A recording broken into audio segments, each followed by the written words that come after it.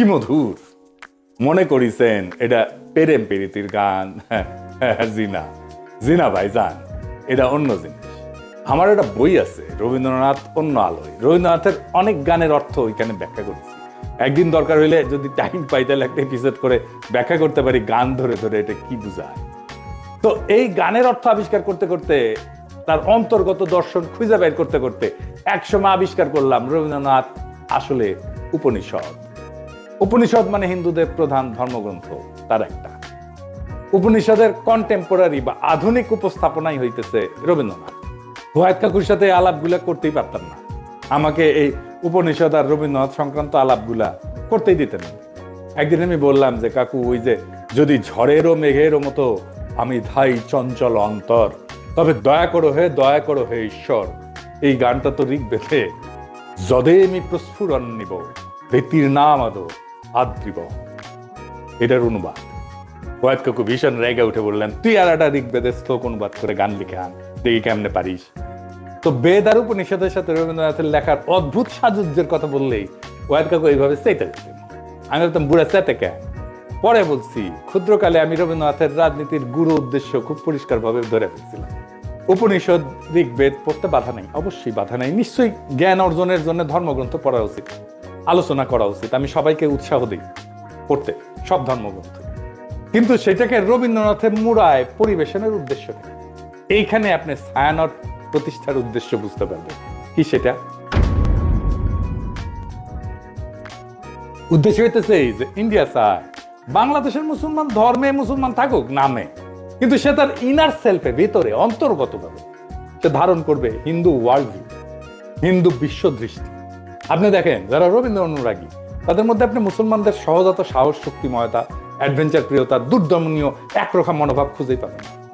তারা রাষ্ট্রের সার্বভৌমত্ব লুট হয়ে যাইতেছে, সেখানে সিল করে বেড়ায়, ফুল লতা পাতা নিয়ে বসে আছে, মনে মনে ভাবে বাংলাদেশ ভারতের একটা প্রদেশ হয়ে গেলে তো ভালোই। একজন গভীরভাবে প্র্যাকটিসিং মুসলমান, একই সাথে গভীরভাবে রবীন্দ্র অনুরাগী আপনি খুঁজে পাবেন কিনা আমার খুব সন্দেহ আছে। খুব রেয়ার হয়তো খুঁজে পেতে পারেন, খুবই রেয়ার। রবীন্দ্রনাথকে বাংলাদেশের এলিটরা গ্রহণ করছে, সাধারণ মানুষ কখনোই গ্রহণ করেনি। এই কারণে, এই জন্যই এলিটরা ভারতমুখী, এই জন্যই এলিটরা ফ্যাসিবাদের খুঁটি। আমাদের ডিজাস্টার হয়েছে আমার সোনার বাংলাকে জাতীয় সঙ্গীত করার সময়। রবীন্দ্রনাথকে পলিটিক্যাল আর সোভারেন প্রোটেকশন দেওয়া হয়েছে এবং তাকে পবিত্রতা দেওয়া হয়েছে এই জাতীয় সঙ্গীত করার জন্য।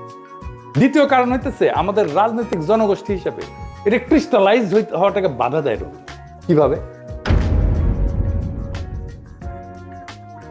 রবীন্দ্রনাথ বাংলাদেশের যেটা ডমিনেন্ট মুসলিম কালচার, এটাকে পলিটিক্যাল ক্রিস্টালাইজেশনের পথে বাধা হইয়া দাঁড়ায়। আমি একটা উদাহরণ দিই, খুব বাস্তব উদাহরণ। সারা দুনিয়ায় আপনি ইন্ডিয়ানরা দেখছেন না, যারা বাইরে থাকেন তারা দেখছেন ইন্ডিয়ানদেরকে। তাদের নানা পার্টি আছে, নানা দল আছে, কংগ্রেস আছে, সিপিএম আছে, বিজেপি আছে, এটা সেটা আছে, মেলা দল আছে, কিন্তু রাজনৈতিক মত পার্থক্য আছে। কিন্তু তা সত্ত্বেও ভারতের প্রশ্নে একটা রাষ্ট্র প্রশ্নে প্রবল হিন্দুত্ববাদ চলতেছে ভারতের। তারপরেও দেখেন মোদী ভারতীয় কমিউনিস্টদের সাথে ব্যক্তিগত সময় কাটায়, হাসি ঠাট্টা করে। আমরা পারি না কেন? আমরা কেন বিভক্ত? আমরা কেন রাজনৈতিক মত পার্থক্য সত্ত্বেও রাষ্ট্র সত্ত্বে এক হইতে পারি না? আমাদের রাষ্ট্র প্রশ্নে একটা হইতে রবীন্দ্রনাথ বাধা দেয়। রবীন্দ্রনাথ যে ওয়ার্ল্ড ভিউ, সেখানে মুসলমান থাকতে পারে না, থাকা সম্ভব না, রবীন্দ্রনাথের লেখালেখির মধ্যে নাই। তাই রবীন্দ্রনাথ প্রভাবিত আমাদের কল্পিত রাজনৈতিক জনগোষ্ঠীর মধ্যে দাড়ি টুপি পরা সাধারণ মুসলমান জায়গা করে নিতে পারে না। অবচেতনে আমাদের এলিটদের রবীন্দ্রনাথ ভাবতে শেখায় ওরা আমাদের মতো না, ওরা আদার। রবীন্দ্রনাথ ভারতে হিন্দু ধর্মকে ভালোবাসতে শেখায়, রবীন্দ্রনাথ বাংলাদেশে মুসলমানদের আদার করে ঘৃণা করতে শেখায়। আপনি একই সাথে উপনিষদ আর কোরআনের গ্লোবাল ভিউকে এক করতে পারবেন না। আপনি কোএক্সিস্ট করতে পারবেন, সহাবস্থান করাইতে পারবেন, কিন্তু এক করতে পারবেন না, এটা অসম্ভব। কিন্তু ইন্ডিয়ানরা চায় এক করে দিতে, এই প্রগতিশীলরা চায় এক করে দিতে, এই ছায়ানট চায় এক করে দিতে। বাংলাদেশে যে রবীন্দ্রনাথ প্রজেক্ট, এটা সংগোপনে হিন্দু ধর্মের ওয়ার্ল্ড ভিউ ঢুকায় দেওয়ার প্রজেক্ট। বাংলাদেশের মুসলমানদের মধ্যে হিন্দু ওয়ার্ল্ড ভিউ আর হিন্দুদের মধ্যে মুসলমান ওয়ার্ল্ড ভিউ ঢুকাই দিলে সমস্যার সমাধান হবে না তো। হিন্দুকে আধা মুসলমান আর মুসলমানদেরকে আধা হিন্দু বানাইলে সমস্যা মিটবে না, সমস্যা বাড়বে। হিন্দুকে হিন্দুই রাখতে হবে, মুসলমানকে মুসলমানই রাখতে হবে। দুই ধর্ম কোএক্সিস্ট করবে, একসাথে থাকবে। দুই ধর্মের ওয়ার্ল্ড ভিউ বা বিশ্ব দেখার দৃষ্টিভঙ্গি কিভাবে আলাদা, আর একটু গভীরে যায় বুঝি, সবার একটু মনে থাকবে। তাইলে একেবারে উদাহরণ দিয়া খেয়াল রাখবেন, আমি ভালো বা খারাপ বলতেছি না, কিন্তু বলতেছি আলাদা, দুইটা আলাদা। আসসালামু আলাইকুম। আজকে একটা অফার থাকতেছে আপনাদের জন্য।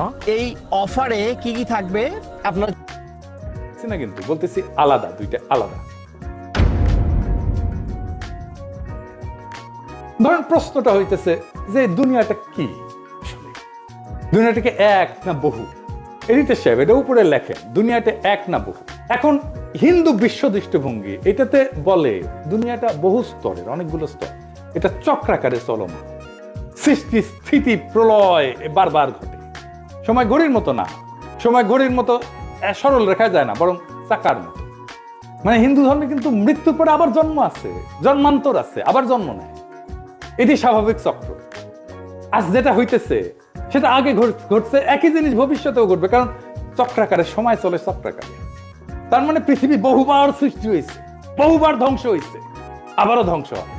আচ্ছা, এইবারে ইসলামী ওয়ার্ল্ড, এখানে বিশ্ব একবারই সৃষ্টি, কিয়ামত একবারই হবে। সময় সোজা লাইনের মতো, সৃষ্টি, জীবন, বিচার, পরকাল, সিম্পল, সিরাতুল মুস্তাকিম। ইতিহাসের একটা শুরু আছে এবং শেষ আছে। এইবার আসেন মানুষ প্রসঙ্গে। মানুষ আসলে কে? মানুষ কি সোল, আত্মাটাই মানুষ, নাকি দায়িত্বশীল ব্যক্তিটা মানুষ? এখানে হিন্দু ওয়ার্ল্ড ভিউ বলে, এদিকে লেখেন, মানুষ মূলত আত্মা, আত্মন বলে সংস্কৃতে। শরীর বদলায়, আত্মা থাকে। আত্মার লক্ষ্য হচ্ছে মুক্তি বা মোক্ষ। আমি এটা মুক্তিযুদ্ধ নিয়ে একটা আলাপটা করছিলাম। এই জগৎ থেকে বাইরে যাওয়ার সহজ উদাহরণ, কারণ এই চক্রের মধ্যে আপনি যখন ঢুকে গেছেন, বাইরে যেতে পারলে আপনার মোক্ষ ঘটে না। আপনি একটা পোশাক খুলে আর একটা পোশাক করলেন, পোশাক বদলাইলেন, কিন্তু আপনি বদলাইলেন না তো, তাই না? এই আত্মাই আসলে শরীর বদলায়। আমার মধ্যে যে আত্মা আছে হিন্দু ধর্ম অনুযায়ী, এই আত্মা অনেক দিন থেকে চলে আসতেছে, আমার শরীরে আছে। এখন আমার শরীরটা মরে যাবে, কিন্তু আত্মা বেঁচে থাকবে। এই আত্মা আর একটা শরীরে ঢুকবে, জন্মের নতুন জন্মের মধ্যে দিয়ে, এটাই জন্মান্তর। ওই জন্মে আমি কি হব? সেটা হবে আমি এই জন্মে যত পাপ বা পুণ্য করছি সেটার উপরে ভিত্তি করে আমি বড় লোক হব, গরিব হব, ব্রাহ্মণ হব, শূদ্র হব, যেটা খুশি।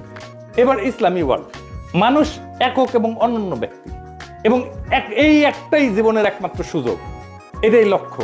জবাবদিহির মাধ্যমে ন্যায় ভিত্তিক জীবন যাপন করে আমি পরকালে অক্ষয় শান্তি লাভ করতে পারি। এখানে কোনো সেকেন্ড চান্স নাই। আচ্ছা, ভালো কাজ মন্দ কাজ এটা কিভাবে কাজ করে হিন্দু ওয়ার্ল্ড ভিউ?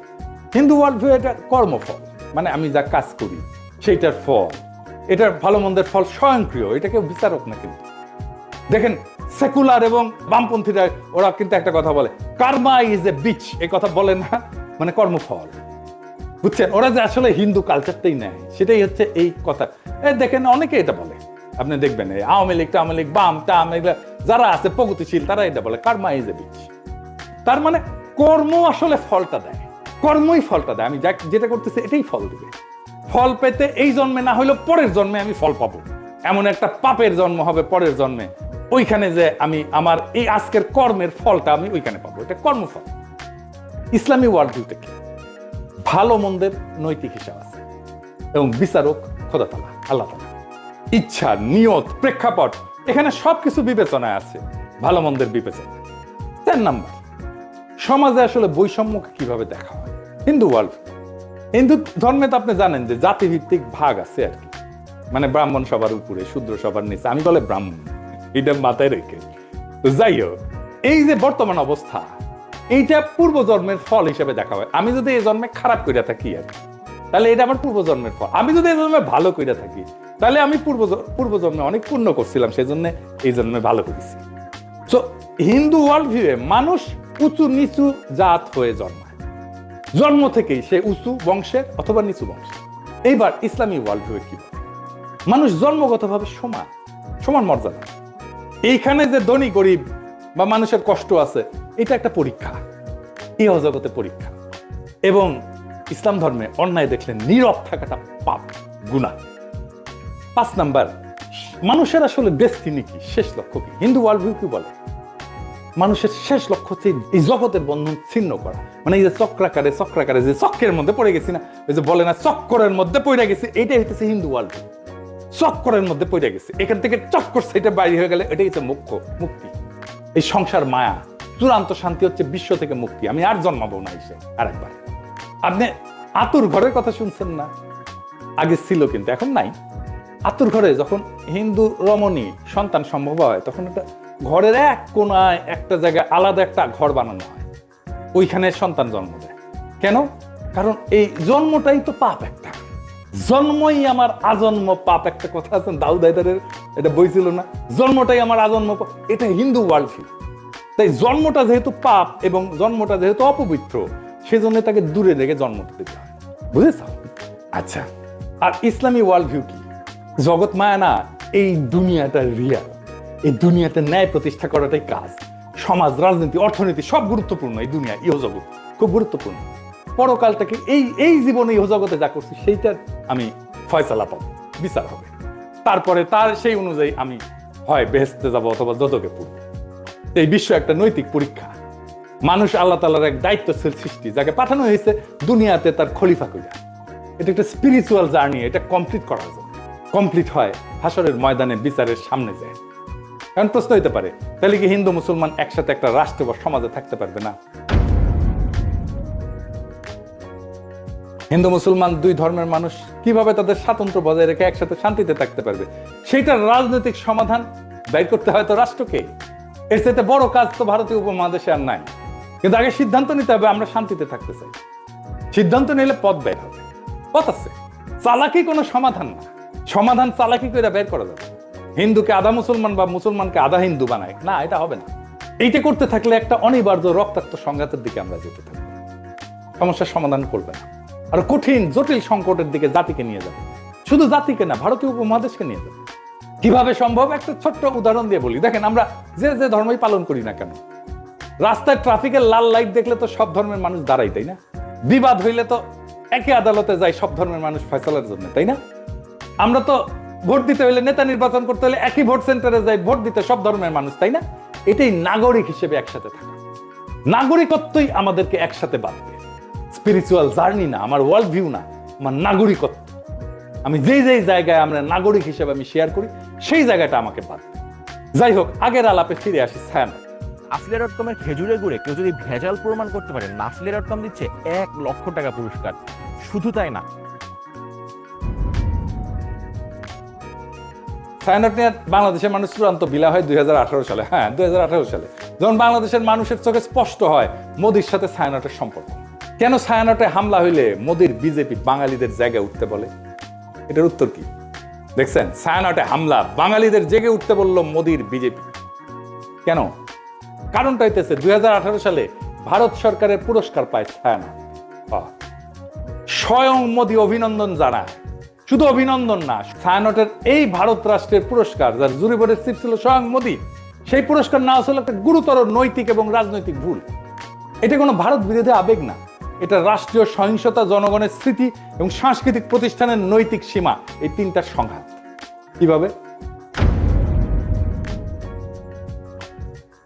রাষ্ট্রীয় পুরস্কার কিন্তু কখনো নিরপেক্ষ না। রাষ্ট্রীয় পুরস্কার মানে এই প্রতিষ্ঠান আমাদের রাষ্ট্রের নৈতিক এবং সাংস্কৃতিক বয়ানের অংশ। এটা কোনো ব্যক্তিগত শিল্পীর সম্মান না, এটা রাষ্ট্রীয় বৈধতার অংশীদারিত্ব। পৃথিবীর বহু মানুষের কাছে মোদি গুজরাটের কসাই নামে পরিচিত। এটা রাজনৈতিক গালি না, এটা একটা নৈতিক অভিযোগের একটা প্রতীকী নাম। বাংলাদেশে মোদি অসম্ভব ঘৃণার পাত্র। বাংলাদেশে মোদি বিরোধিতা কোনো বিমূর্ত বিষয় না, বাস্তব ঘটনা।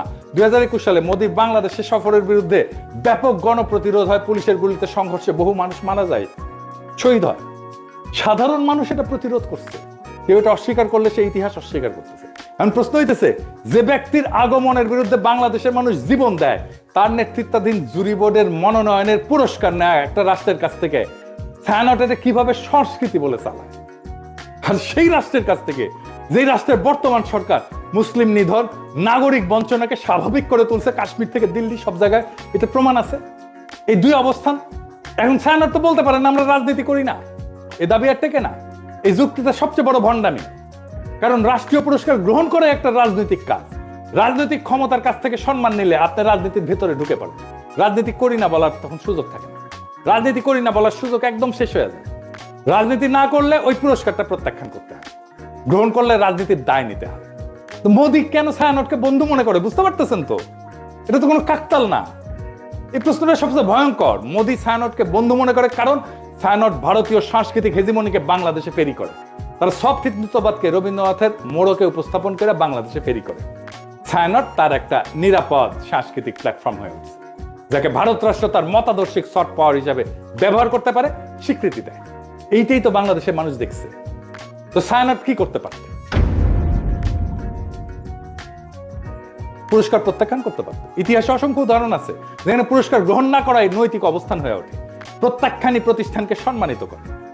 ছায়ানট যদি বলতো বাংলাদেশের জনগণের স্মৃতি এবং রক্তের ইতিহাসের কারণে আমরা এই রাষ্ট্রীয় পুরস্কার গ্রহণ করতেছি না, সেটাই হয়তো সবচেয়ে শক্তিশালী সাংস্কৃতিক বক্তব্য, সবচেয়ে বড় নৈতিক শিক্ষা, সবচেয়ে বড় আন্তর্জাতিকভাবে সম্মানজনক অবস্থান এবং দেশের মানুষের ভালোবাসা পাওয়ার রাস্তা।